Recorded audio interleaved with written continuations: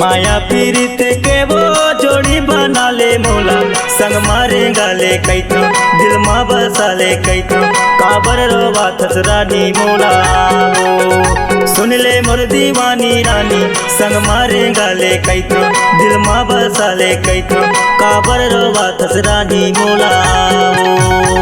माया पीरित के संगे बना ले मोला, संग मारे गाले कैथा दिल माँ बसा ले कैथा, काबर रोवा थस राजा मोला गो। सुन ले मोर दीवाना राजा, संग मारे गाले कैथा दिल माँ बसा ले कैथा, काबर रोवा थस राजा मोला गो।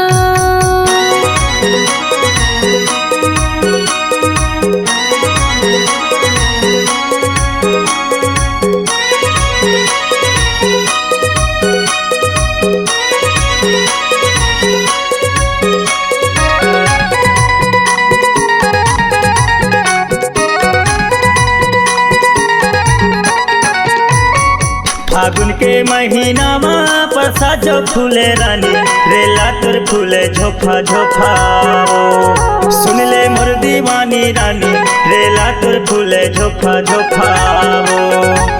बचपन के माया ला झन से भूला बे रानी, चन जेबे जिंदगी में धोखा ओ। सुन ले मोर दीवानी रानी, झन जेबे जिंदगी में धोखा ओ।